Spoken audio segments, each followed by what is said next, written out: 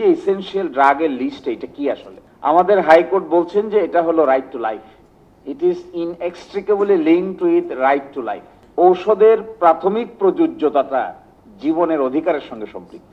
সুতরাং এটা হালকা দেখলে কাজ হবে না। আমাদের কনস্টিটিউশনের আর্টিকেল 32 অনুযায়ী right to life must be protected.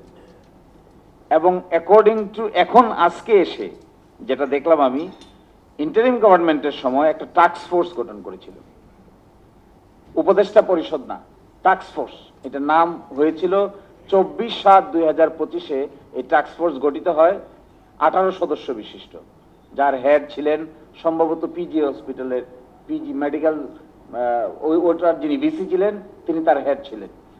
তারপরে তারা মূল্য নির্ধারণ কমিটি করেন 28/9/25-এ। 22/1/26-এ ওনারা national list of essential medicines এর তালিকা প্রকাশ করেন, যার মধ্যে এখানে দেখা যাচ্ছে 295টা আছে। তারপরে বর্তমান সরকার এসে 29/6/26-এ জাতীয় ঔষধ উপদেষ্টা পরিষদ গঠন করেন 24 সদস্য বিশিষ্ট। আগস্ট মাসে এসে ওই লিস্টটা বাতিল করে দেন। এখন প্রশ্ন হলো, এই সব কিছু করার পরে থাকলো কি? এই লিস্ট যদি না থাকে তাহলে থাকে কি? থাকে 117। তাহলে 117-এর বহু কিছু, এটা গিয়েছিল তো 117 হাইকোর্টে গিয়েছিল। হাইকোর্ট বলেছেন 739-কে 117-তে রূপান্তর করাটা অসাংবিধানিক হয়েছে। It was not in accordance with the Constitution protected under Article 32 of the Constitution. Since the violation of Article 32 is attracted there, therefore the curtailing of the list from 739 to 117 is unconstitutional. কিন্তু আমি কোনো আলোচনায়, কোনো task ফোর্সের আলোচনায়, কোনো রিপোর্টে ওই হাইকোর্ট ডিভিশনের ওই মামলার সিদ্ধান্তের কথা কোথাও দেখতে পাই না। মানে nobody cared about that. What was the decision by the apex court? আরেকটা ইন্টারেস্টিং বিষয়, টাস্ক ফোর্স গঠিত হয়েছে যখন নাকি কোনো অ্যাডভাইজারি কমিটি ছিল না।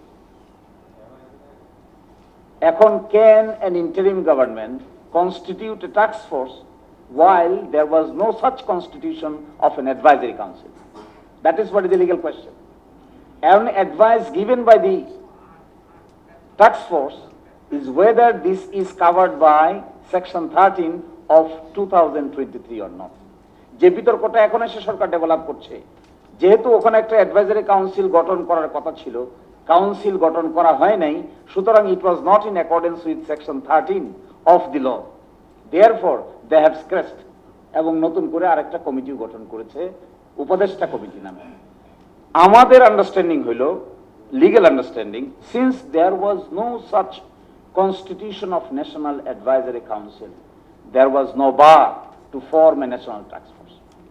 There was no legal bar, and therefore the constitution of the task force itself was in accordance with section 13 of the ঔষধ ও Cosmetics Act 2023. এই জন্য এখন যে কথাটা বলছেন, দেখেন কেমন একটা আশ্চর্যজনক ব্যাপার। টাস্ক ফোর্স হয়েছে, স্টেক হোল্ডারদের সঙ্গে মতামত নিয়েছেন, লিস্ট প্রকাশ করেছেন, প্রাইস ডিক্লেয়ার করেছেন under section 30 of the act.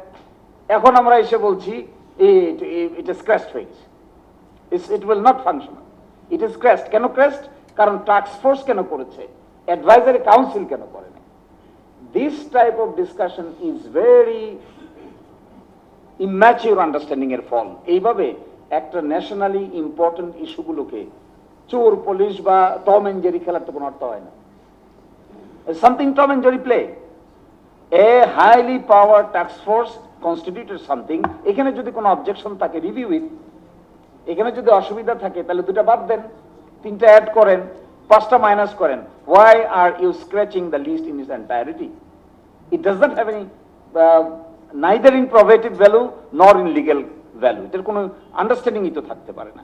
Yes, some list of the ওষুধ company particular item may be excluded, particular item may be included. সেজন্য তো রিভিউ যথেষ্ট, সেজন্য এটাকে বাদ দিতে হবে কেন? এটা হয়ে গেছে এরকম, আমাদের সুপ্রিম কোর্টে একটা সচিবালয় তৈরি করা হয়েছিল, ইন্ডিপেন্ডেন্ট সচিবালয়। এই ইন্ডিপেন্ডেন্ট সচিবালয়ের দায়িত্ব ছিল to give assistance to the honourable chief justice to function the judiciary independently without fear and favour. Some issues raised, তখন আমরা প্রশ্ন তুললাম যেখানে অবজেকশন আছে let us revisit those sections. Government has in its entirety disapproved the ordinance and repealed the ordinance.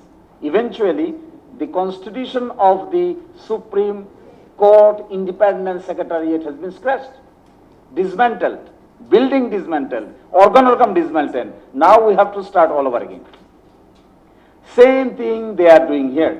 আমার মনে হয় এটাকে এইভাবে রিপিল না করে কোনো অবজেকশন থাকলে that has to be reviewed and taken to consideration.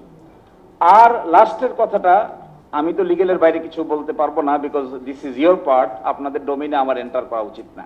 কিন্তু আমার ডোমিনের লাস্ট কথাটা হলো, until and unless the high court judgment is there, the judgment has not been reviewed, not been appealed, not been scratched by the upper court, by the Supreme Court. The list of 739 still exists.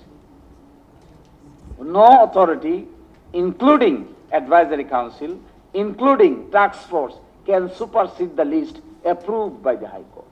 Including any list subsequently prepared by the task force or by any advisory council will be prima facie illegal, unless it has been addressed before the court. This is a two technical issues. আমার মনে হয় আপনারা যারা এটা নিয়ে কাজ করবেন, you must also deal with the decisions of the High Court. Otherwise, subsequent illegality প্রশ্ন আসবে। আর সর্বশেষ আমি এই কথাটা এটাই বলছি, since this is the right to life, we must see this event with sensitivity. Despite having profit-making approach, yes, profit-making approach তো থাকবেই, but the right to life যেখানে ইনভলভ থাকে, এখানে sensitivity is very important. No matter who are producing how much, no matter আমরা কে কতটুকু profit করলাম, কে কতটুকু profit করলাম না, definitely it will be determined by the appropriate authority. কিন্তু right to life আমাদের সুপ্রিম কোর্ট যেহেতু বলেই দিচ্ছেন যে essential drug এর list necessarily, inextricably linked with right to life. Therefore, any decisions taken by any authority must be protected first the right to life.